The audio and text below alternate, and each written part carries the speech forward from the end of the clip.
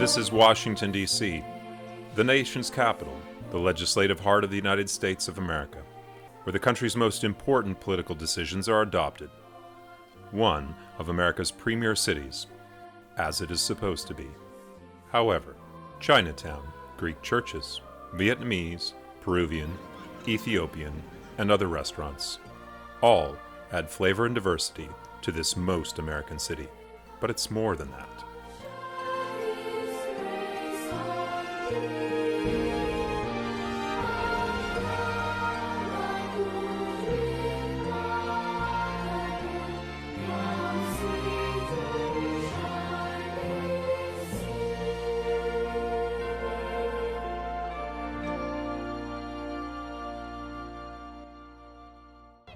The White House, the office and residence of the President of the United States. In the late 18th century, James Hoban designed this iconic building of the country's key political city. Born in Kilkenny, Ireland, Hoban attended the Dublin Society's drawing school. He migrated to the United States soon after the American Revolution to establish himself as an architect in Philadelphia by 1785. Hoban designed several buildings in South Carolina, including the Charleston County Courthouse, which George Washington liked.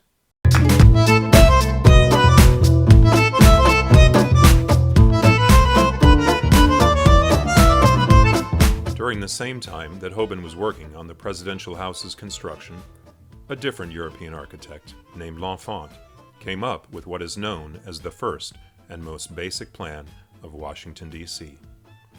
As you may guess from his full name, Pierre Charles L'Enfant, he was French. He was a student at the Royal French Academy when he learned about the American Revolution. He became an enthusiast for the American cause. It happened that his father was working with the playwright Beaumarchais on a project, and Beaumarchais was loading up ships with men and material to support the American Revolution. So at the end of 1776, the beginning of 1777, L'Enfant became part of a troop of men and cannons and munitions. So L'Enfant got a free ride to America. In the United States, L'Enfant came up with a vision to create a city with three key venues from where the major streets and avenues would radiate: an executive building, a legislative building, and a business center. He showed where the Capitol should be, on the top of a hill, where the president's house should be, near the top of another hill, and where an exchange, a public space where private business could be done. The third plan never materialized. The stock exchange was seen as unnecessary at that moment. Lincoln Park is now where L'Enfant saw the exchange center. However, today, the White House and the Capitol building are located exactly where L'Enfant, a free transatlantic passenger from France, foresaw them over 200 years ago.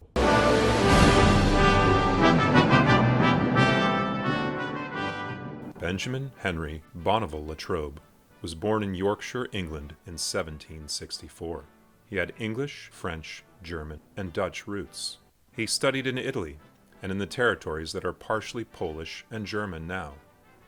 In his 30s, Benjamin Latrobe came to America, where he would come to be known as the father of American architecture. He trained in London, but family tragedy, and I think it was the early death of his first wife, compelled him to immigrate to the U.S., where he lived briefly in Richmond, Philadelphia, Baltimore, and Washington. In each city, he left a landmark that helps to define those cities to today. The Virginia State Penitentiary in Richmond, the waterworks in Philadelphia. In Baltimore, he designed the cathedral, extremely large building sitting atop probably the highest hill in Baltimore. A simple, elegant building that inspires everyone who goes in it. The Capitol, he worked on the Capitol in Washington, D.C. Hoban, L'Enfant, and Latrobe all came to America when the country was just emerging. There was no United States before, and therefore, at the inception of American architecture, quite naturally could be seen these newcomers, or immigrants in modern terms. But immigrants did not cease to impact the landscape of the nation's capital in the following centuries. Hoban, L'Enfant, or Latrobe are generally quite known to the public. However, in modern Washington, D.C., many notable buildings are designed or remodeled by architects whose names many of us might not have heard. Mihran Mesrobian was one of them.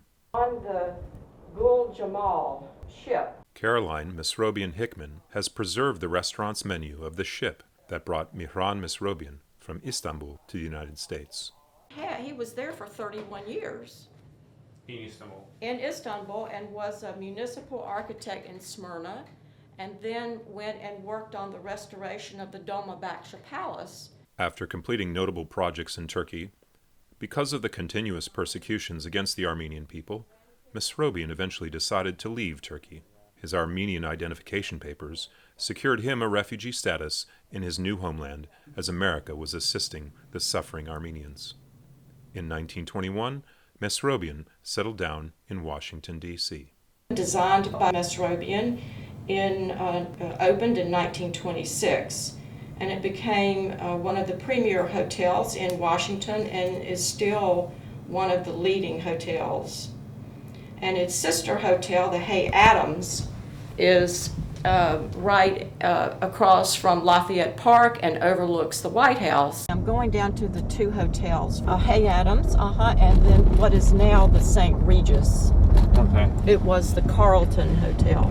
This is the Hay Adams Hotel, one of the most elegant buildings that Mesrobian ever designed, at least in my opinion. It was built in 1927. He became Harry Wardman's chief architect, and this was one of two hotels that Wardman had Mesrobian design during the mid-1920s. It was very important for Wardman socially to be near the White House and to show his hotels were the best in Washington. Caroline describes Harry Wardman as one of the most, if not the most famous developers of the city in the 1920s. Sally Burke is writing a book about him as she told the story while in front of one of the buildings built by British-born Harry Wardman's company. The professional and personal cooperation and friendship between two immigrants, Wardman and Mesrobian, is an essential part of her research. While in Wardman's office, Mesrobian designed hundreds, possibly 1,000, semi-detached and community houses. This was in the 1920s. In Fort Stevens Ridge off of Georgia Avenue, English Village in Northwest Washington, Woodley Park, and Kalorama in Northwest Washington.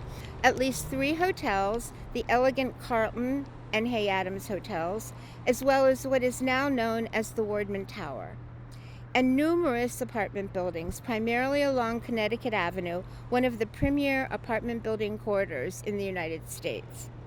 Although Mesrobian left Wardman's office when the developer declared bankruptcy in 1931, he continued to design for Wardman until the developer's somewhat early death in 1938. Traces of these immigrant architects can be seen throughout the city. Sedgwick Gardens and other buildings on Connecticut Avenue carry some Eastern touches that Mesrobian blended with the Western style. We can find Mesrobian's image and information about him at the entrance of a DuPont Circle building. There is a telephone box dedicated to Mesrobian in Tenleytown. Furthermore, there is a plaza dedicated to L'Enfant.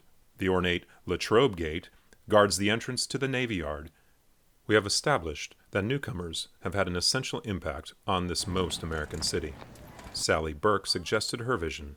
Of course they should. Except for Native Americans, the country itself is a country of immigrants, whether they are first or later generation Americans.